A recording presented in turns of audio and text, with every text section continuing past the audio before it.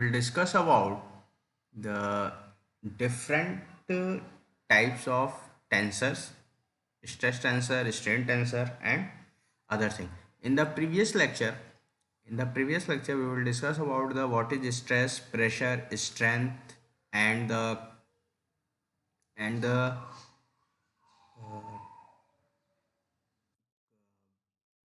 stress in varying sections. All this we have discussed. Now, in this lecture, we will discuss about In this lecture, we will discuss about what is stress tensor and representation of stress. Okay? So what is stress tensor? Okay. So first of all, we will discuss about what is scalar quantity. What is scalar quantity? Okay. So scalar quantity is what? Having Scalar quantity is having only magnitude only magnitude and no direction, having only magnitude and no direction is the scalar quantity. Okay, now next one is vector quantity. Next one is vector quantity. So what is vector quantity? Vector quantity is the quantity which have magnitude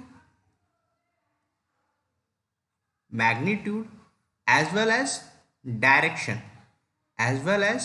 direction मतलब वो quantity या वो quantity जिसमें आपकी magnitude के साथ साथ direction भी होगी। ठीक है, वो क्वांटिटीज क्या होंगी? Vector quantity. नेक्स्ट जो है आपका tensor quantity. What is tensor quantity? Okay, तो tensor quantity the quantity which have one magnitude and two direction. The quantity which have one magnitude and two direction. Okay, so the definition is the quantity which have one magnitude and two direction मतलब वो quantity जिसमें आपके एक magnitude होगा, मतलब value same होगी लेकिन direction दो होंगे। For example stress. ठीक है, फॉर एग्जाम्पल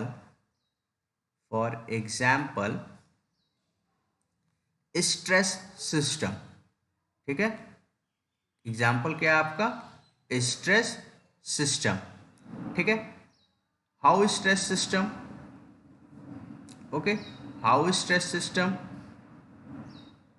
तो first of all we will discuss how the it is stress system, how it is stress system. तो सी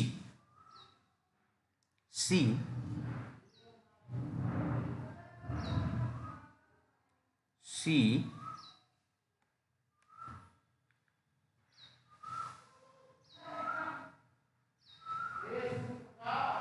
this is a cube system, and in this cube system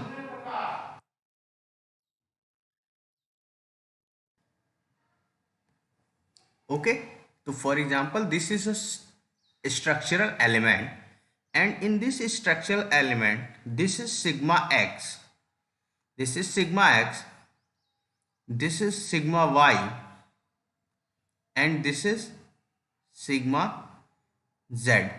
Sigma x represent stress in x direction, stress in x direction. Sigma y is stress in stress in y direction, sigma z is stress in z direction, stress in z direction. But we know that but we know that according to coordinate system, if this is x-axis, this is x-axis, this is y-axis, and this is the z-axis, all have positive and negative both, all have positive and negative both. This is positive and this is negative. In this we can say that sigma x have one magnitude but two direction.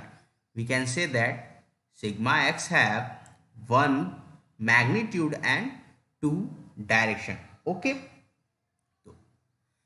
this is the tensor quantity.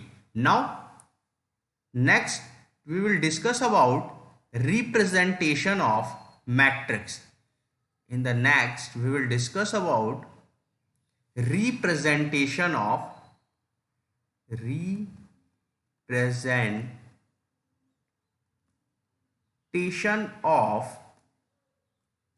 stress system. ठीक है, representation of stress system. Suppose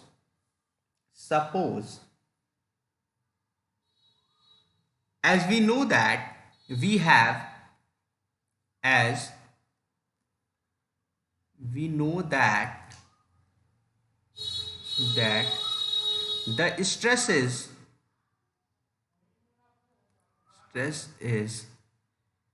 classified into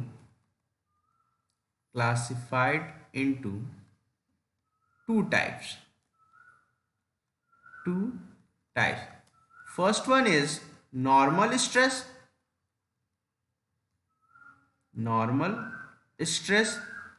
denoted by sigma, and the second one is shear stress denoted by tau. Okay, तो हम लोग ये दोनों चीजें जानते हैं कि स्ट्रेस आपको दो पार्ट में डिवाइड किया जाता है, क्लासिफाई किया जाता है. एक नॉर्मल स्ट्रेस होता है और एक shear स्ट्रेस होता है. ठीक है, तो हम लोग यहाँ पे रिप्रेजेंटेशन देखते हैं. For example I denote sigma I and j. This is a representation of normal stress. Normal stress का ये क्या है, एक रिप्रेजेंटेशन है. क्या है, रिप्रेजेंटेशन है नॉर्मल स्ट्रेस का. अब व्हाट I डिनोट, I क्या डिनोट कर रहा है और J क्या डिनोट कर रहा है. I क्या डिनोट कर रहा है और J क्या डिनोट कर रहा है, इसको हम लोग देखते हैं. तो I डिनोट्स direction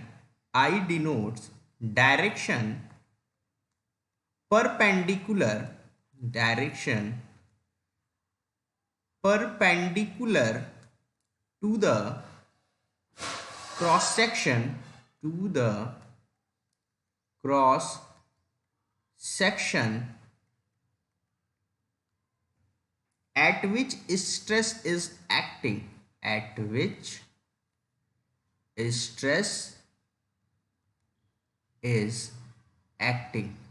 मतलब आई डायरेक्शन वो डायरेक्शन है. ठीक है, आई क्या है, वो डायरेक्शन है जिस डायरेक्शन में हमारा स्ट्रेस एक्ट कर रहा है उसके परपेंडिकुलर डायरेक्शन. मतलब जहां पे हमारा स्ट्रेस एक्ट कर रहा है उसके परपेंडिकुलर कौन सा डायरेक्शन है, वो डायरेक्शन क्या है, आई है. Okay, J, what is J? J represents direction of stress. J represent direction of stress. J क्या रिप्रेजेंट कर रहा है, किस डायरेक्शन में हमारा स्ट्रेस लग रहा है. ठीक है, अब इसको हम लोग अपने स्ट्रक्चरल एलिमेंट के पार्ट में देखते हैं. अपने स्ट्रक्चरल एलिमेंट के पार्ट में देखते हैं. Suppose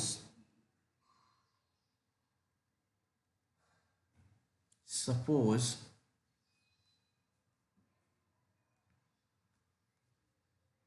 first of all we will draw the direction. This is x, this is y, and this is z direction. Okay, take an structural element.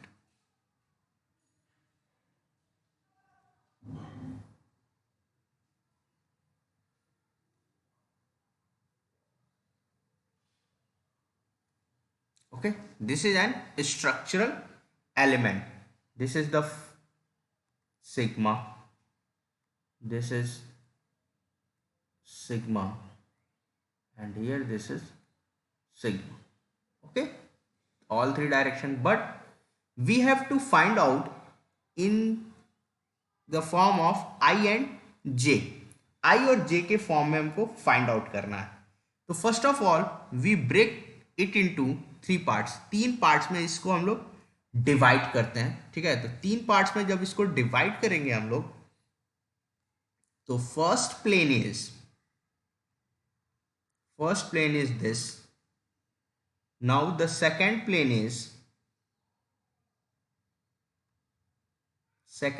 is this, and the third plane is this. Okay,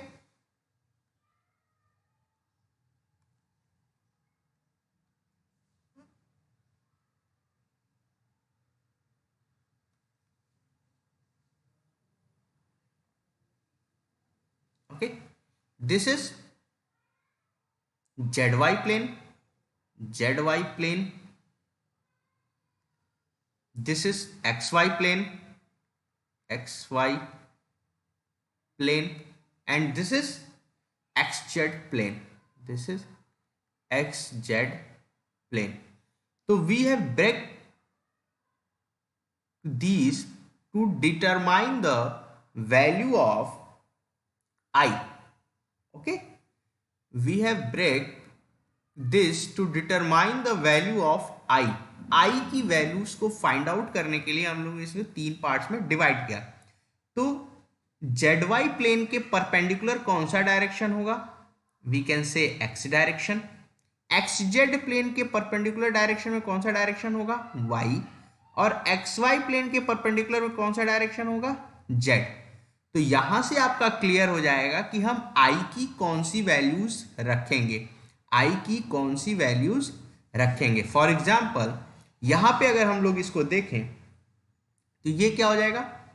x, ये कौन सा plane है? Z Y plane है. इसके perpendicular कौन सा होगा? x. अब j की वैल्यू क्या होगी? j represent direction of stress. j क्या रिप्रेजेंट कर रहा है? Direction of stress. j क्या रिप्रेजेंट कर रहा है? Direction of stress. मतलब किस डायरेक्शन में स्ट्रेस हमारा लग रहा है, किस डायरेक्शन में लग रहा है? x. तो this is sigma xx. Similarly, this is yy and this is zz. Okay, तो in this way we represent the stress. इस तरह से हम लोग स्ट्रेस का रिप्रेजेंटेशन करते हैं. ओके, तो स्ट्रेस रिप्रेजेंटेशन समझ में आ गया कैसे हम लोग स्ट्रेस को रिप्रेजेंट करेंगे. सिमिलरली हम लोग अगर टाउ की बात करें, ठीक है, शियर स्ट्रेस जो लग रहा है, सपोज यहां पे एक शियर स्ट्रेस है, यहां पे एक शियर स्ट्रेस है आपका, ठीक है, यहां एक शियर स्ट्रेस लग रहा है और यहां पे एक शियर स्ट्रेस लग रहा है. ठीक है, सिमिलरली एक स्ट्रेस यहां लग रहा है और एक स्ट्रेस यहां लग रहा है. ठीक है, तो we know that shear stress is represented by tau I J and now this is tau. ठीक है, आई क्या रिप्रेजेंट किया? Perpendicular direction. तो ये कौन सा डायरेक्शन हो गया? जेड वाई प्लेन में है और इसके परपेंडिकुलर क्या होगा? एक्स. डायरेक्शन ऑफ स्ट्रेस क्या है? वाई. तो ये टाउ एक्स वाई हो गया. Similarly this is tau X Z. Similarly this is tau Y X. This is Y Z. This is tau Z Y and this is tau zx. Okay, so in this way we can find that on an structural element there are three normal stresses, and 6 shear stresses are working. How many? 3 normal stresses and 6 shear stresses are working. तो हम लोग इस हिसाब से क्या कर सकते हैं, स्ट्रेस टेंसर का डिफिनीशन दे सकते हैं. What is stress tensor? तो stress tensor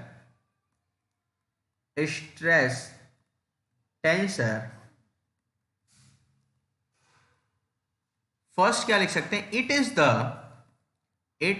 is the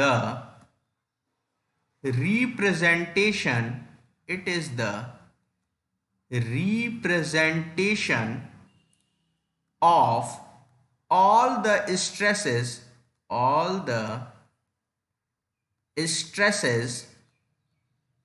acting at a point, एक पॉइंट पे जितने भी स्ट्रेसेस एक्ट करेंगे उनके रिप्रेजेंटेशन को क्या कहेंगे हम लोग, स्ट्रेस टेंसर कहेंगे. ठीक है, उसको क्या कहेंगे, स्ट्रेस टेंसर कहेंगे. तो it is represented in form of matrix. It is represented in the form of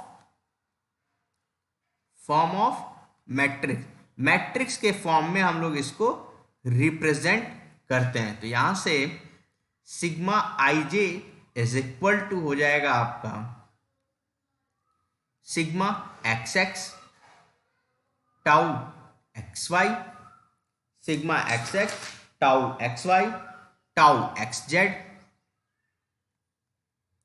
tau Y X, sigma Y Y, tau Y Z, next tau Z X, tau Z Y and sigma Z Z. तो this is the stress tensor. This is known as stress tensor matrix. This is known as stress tensor matrix. Okay, तो ये हो गया आपका stress tensor matrix. तो हम लोगों ने स्ट्रेस रिप्रेजेंटेशन देख लिया, स्ट्रेस टेंसर मैट्रिक्स देख लिया. Okay, now on the basis of this stress tensor matrix we can find out the biaxial stress system. We can find out the matrix for biaxial stress system. तो बाईएक्सियल stress system में आपका matrix क्या होगा, sigma I J is equal to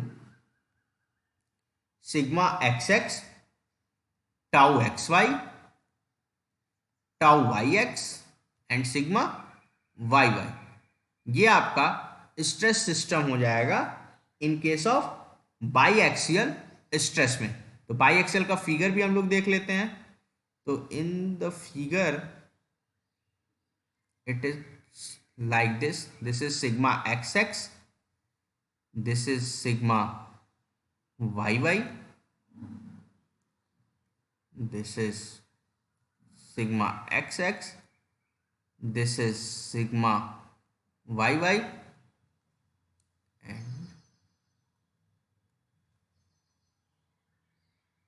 this is tau xy, tau yx. Similarly, this is tau xy and this is tau yx. So this is the biaxial stress system and this is the triaxial stress system. इस stress tensor matrix को हम लोग क्या बोल सकते हैं, ट्राईएक्सियल stress system. Okay, and this is the biaxial stress system. Okay, till now it is clear. Now we will discuss about the deformation in the bar due to axial loading. Okay, अब हम लोग क्या discuss करेंगे, next जो topic है हमारा,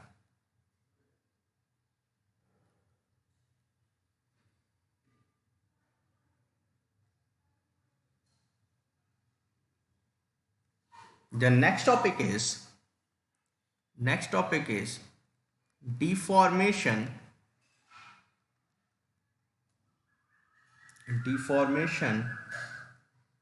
in the bar due to axial load, due to axial load. Okay, axial load की वजह से आपका बार में कितना डिफॉर्मेशन आएगा. तो suppose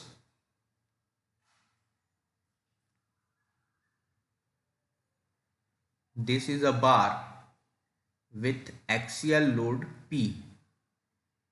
Okay, suppose this is a bar with axial load P and initial length capital L.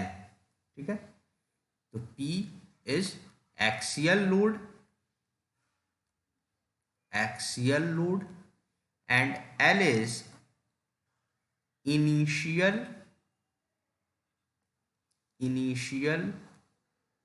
length. Okay, after the application of load application के बाद क्या होगा, इस पर्टिकुलर बोल सकते हैं बार में क्या होगा, डिफॉर्मेशन होगा. क्या होगा, डिफॉर्मेशन होगा. तो suppose this is the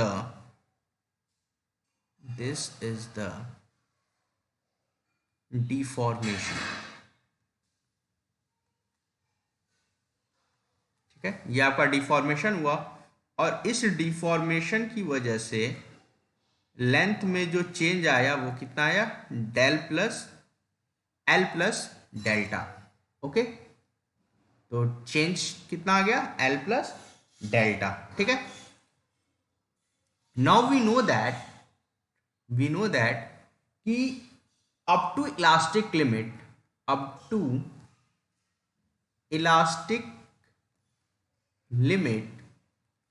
Hooke's law is valid. Up to elastic limit Hooke's law is valid. Okay, up to elastic limit Hooke's law valid है. तो Hooke's law अगर valid है तो we can say stress is directly proportional to strain. Stress is directly proportional to strain and stress is equal to E into epsilon. Okay, E is equal to epsilon. Okay, this is the first equation and stress sigma is equal to P by A, where A is cross sectional area,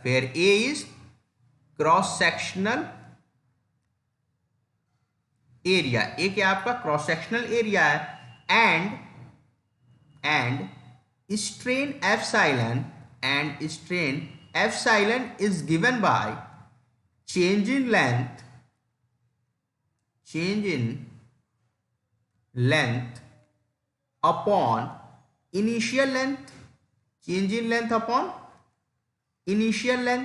strain is given by change in length upon initial length. तो change in length how we can find, final length minus initial length upon initial length.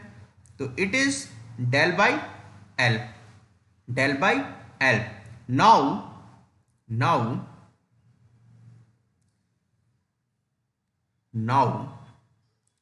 put the value of stress and strain in equation 1. Equation 1 में हम लोग stress और strain की value put करते हैं. तो what we get, P by A is equal to E into delta by L. P is equal to E into delta by L. What we have to find? We have to find deformation, that is delta. हम लोग को क्या find करना है, deformation find करना है जो क्या है, डेल्टा है। तो यहां से इस पर्टिकुलर इक्वेशन को सॉल्व करिए, इस पर्टिकुलर इक्वेशन को सॉल्व करेंगे, what we get, delta is equal to PL by A into E. P is equal PL by A. Delta is the PL by A, where delta is deformation in the bar. Delta is the deformation in the bar. P is the axial load. A is the cross sectional area of the bar.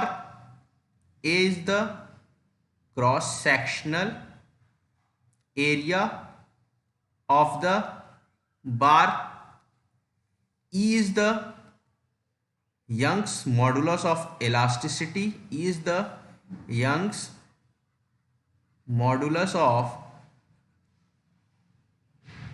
elasticity. And L is the length of the bar. Okay, so in this way we derive the formula for deformation in the bar. This is the formula which is used in the further numerical to determine the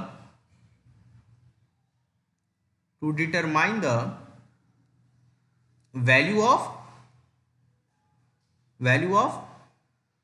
deformation which is due to axial bar. Okay, तो अभी तक जितना हुआ है उसको आप लोग देख लीजिए।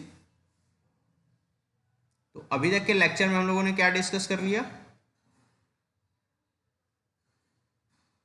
अभी तक के लेक्चर में हम लोगों ने डिस्कस किया है, ठीक है। सबसे पहले स्ट्रेस टेंसर उठाया, stress tensor. Okay, now stress tensor से हम लोगों ने डिस्कस किया स्केलर क्वांटिटी क्या होती है, वेक्टर क्या होती है, टेंसर क्वांटिटी क्या होती है, ठीक है। After this we will discuss the representation of stress. Representation क्या होता है, तो जैसा हम लोग जानते हैं नॉर्मल स्ट्रेस और शियर स्ट्रेस दोनों का हम लोग को रिप्रेजेंटेशन करना है, ठीक है। After the representation we will discuss about what is stress tensor.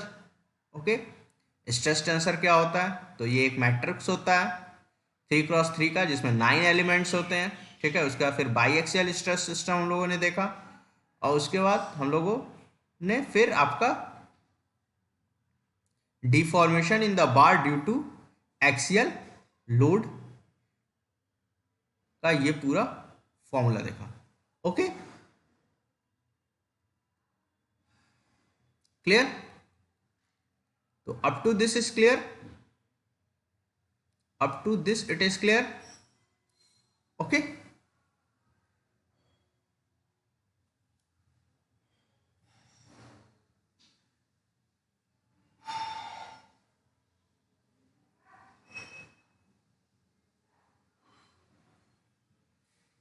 Okay, thank you class. Further lecture में हम लोग डिस्कस करेंगे नेक्स्ट टॉपिक जो इसके further topics. Okay, till now thank you.